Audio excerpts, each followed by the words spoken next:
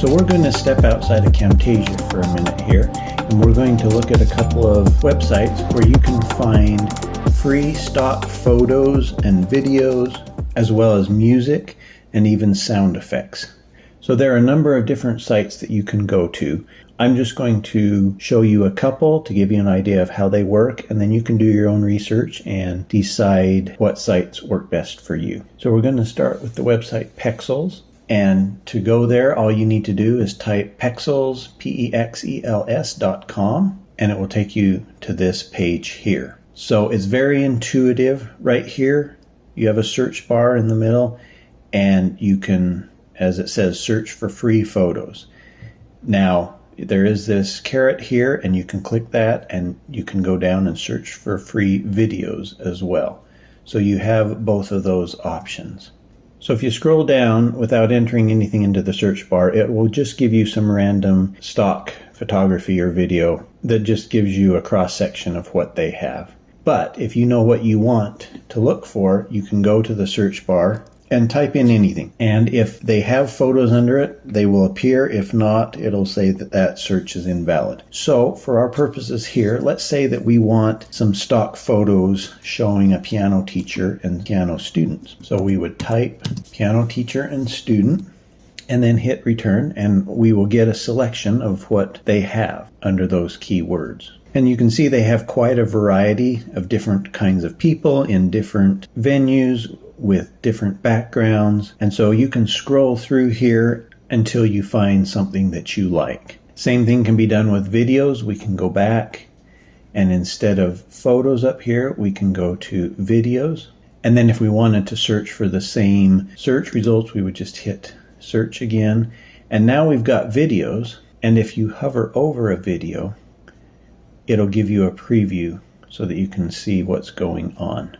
So that is really helpful. One other thing I will mention with Pexels is once you've searched for something, you've got a third feature here after you've searched for photos or videos, and it's called users. So with Pexels, if you scroll over the picture or video, it will show you the name of the photographer or videographer that has created that photo or video. So the reason this is helpful is as you find photos or videos that you like, you may find that you're drawn to a specific photographer or videographer.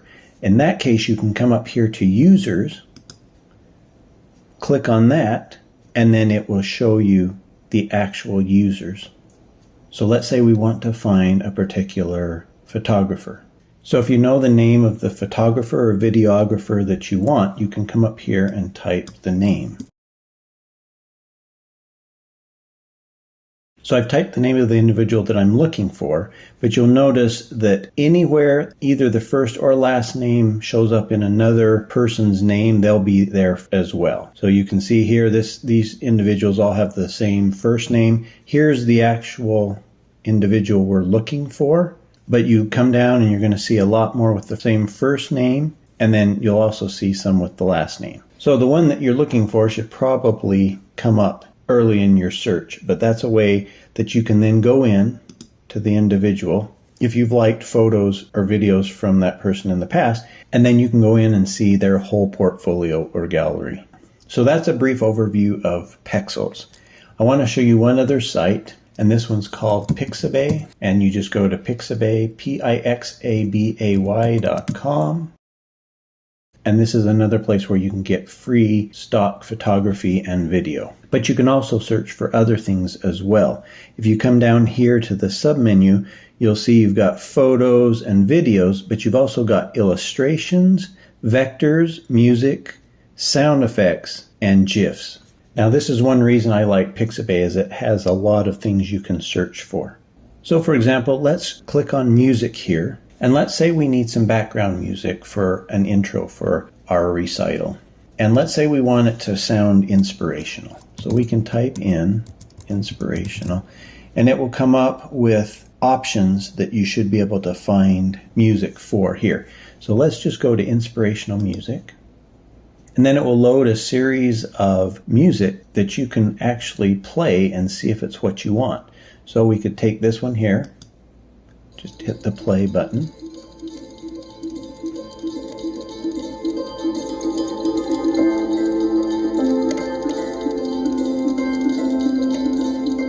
And you can see it progressing through the piece here.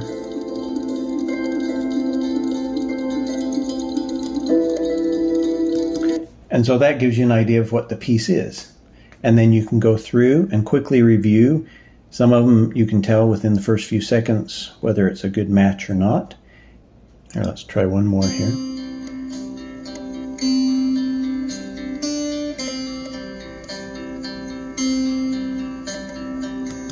And there's often a lot of options here as well. And again, if you find a particular individual or company that you like their music, you can always click on them, and then you can see everything from them in one area. So that's really helpful, again, if you find an artist that you like. Okay, one other thing I want to show you here is sound effects. This can come in really handy if you need something just to add a little bit of maybe a cinematic effect to your intro or your outro, or we've used actually even things like applause tracks before or after a student performs, because where these are virtual recitals and we can't be there, it adds that component just to feel like we're applauding that person, because we would all be doing that if we were there live. So we've selected sound effects here. We're going to go over and let's type applause. And then you'll come down here, and often the title will explain what's going on. It's a short crowd cheer, so you can check that out.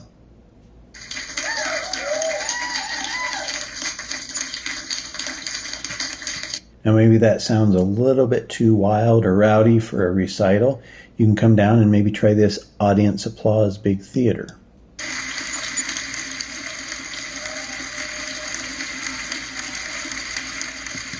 Now maybe that sounds a little too grandiose. Maybe you want the applause to sound a little bit more intimate, like you're in a smaller, more intimate space. So you can scroll down until you find something like this small applause and try that. And maybe that's exactly what you need. So once you've found what you want, you can come over here to the download function and hit download. And then it pulled it up in my music application here, and it sent it to my downloads folder, and I'll be able to go there and find it. Now, one reason I like to use Pexels and Pixabay is you can give donations or say thanks to the authors, but it is not required. You can always read the license here to make sure you're in compliance. Usually it's just saying that you can't resell this in its original format, but you're often free to use it even without attribution in your projects. Now, one thing I will say is sometimes the way that these artists make money is if you use part of their product in your production and then you upload it to, say, YouTube, for example, they may have it set up to where you can't monetize that video and they get the proceeds that come from that. So it's free to use their product, but they may reserve the right to take any profits that you make off of your video.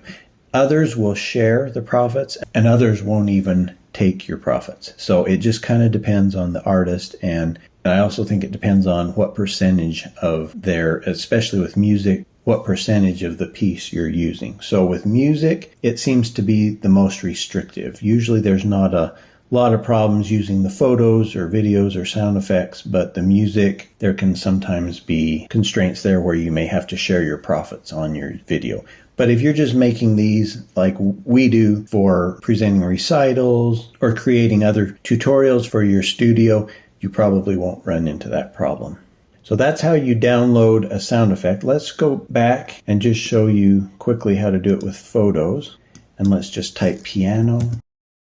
And then as we scroll down, we can see we have all these options, and it's similar to the sound effect. You just click on the option that you want. You'll have an option over here to hit download, and it will give you an option of the resolution you want in pixels, and you can choose whichever one you want. It often will come with a standard that you can download for free. Now, sometimes if you choose a higher one, they may require you to join and upgrade as a paid subscriber. But usually the standard is good enough. And then you can just click download. And again, that will be sent to your downloads folder, and you can access it there. And the same goes for choosing videos or any of the other options that are available. And Pexels works the same way. You click on the photo or video, it will give you a download option, and then you can download. Okay, we're going to look at one more website that is great for finding stock photography and video and graphics in general, and that's Canva. And to get there, it's simply Canva, canva.com, and this will take you to Canva. Now, Canva's great. It's beyond just providing stock photography and video, as well as even some music and that. It's also a graphic editing tool and platform. So you can go in, download the picture or video into your Canva account, and then you can edit and manipulate those graphics. Now, another great thing about Canva is the selection that it offers. I use all three of these websites that we've talked about, and what I have found in Canva is Canva often offers stock photography from various companies. So I've seen a lot of the content in Pexels and Pixabay also offered in Canva. Now, Canva does have a free account, but you are somewhat limited. And a lot of the graphics and photos and videos you're not able to access with the free account. So that is one downside. However, if you get the paid account, it can open up a lot more options. But do keep in mind that a lot of those options are already free through other sites like Pexels or Pixabay. So you may want to just use Canva's free account to do some editing on your graphics and photos and videos, but actually get that stock footage from somewhere else. But just to give you an idea of how this works, you can come up here and hit create a design, and then it has some pre-sized options that you have here. And you can go and find the one that you think works best for you. If you're making something specifically for Instagram, let's say you want to post a story, well, they've got Instagram story dimensions right here. If you're creating a video, you can use this option. You can use these options for YouTube projects. This will show you a document along with its dimensions here. You can have a presentation, Facebook posts. There's really a lot of options, but even if you can't find what you need here, you can come down here and create your own custom size.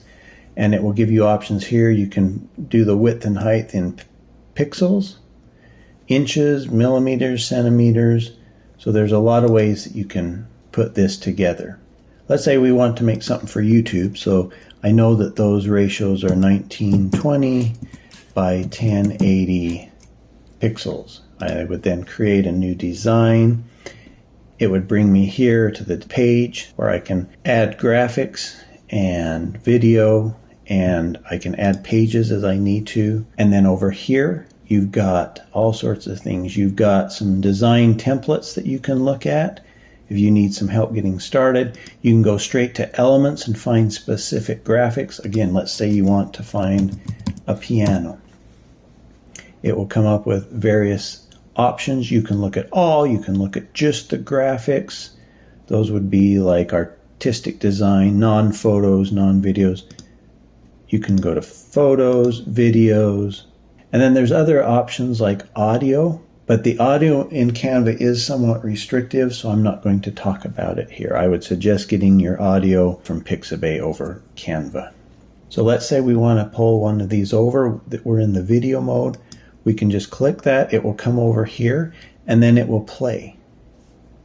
And you can preview that. Let's say in addition to that video, you also want a photo. Again, you can go in and find one, click it on here, and then it will put it here. And with both photo and video, you can size these and center them.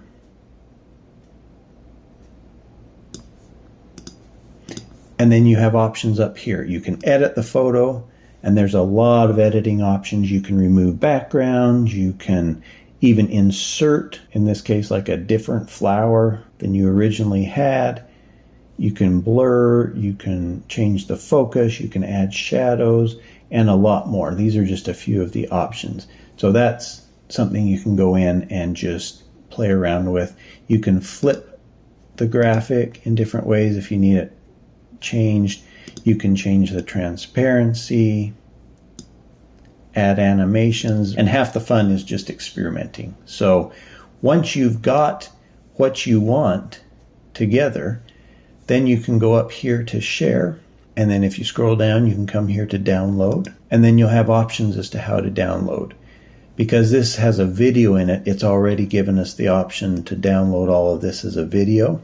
But if you just had photographs or static graphics in your project, you could use PNG or JPEG or PDF, whatever you need. Because this has a video, we'll keep it as video.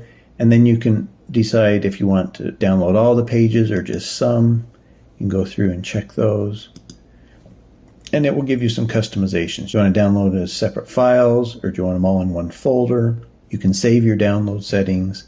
Once you've got everything how you want, you can go ahead and click download, and it will download the pictures for you. And then you can go into Camtasia and add those to your media bin.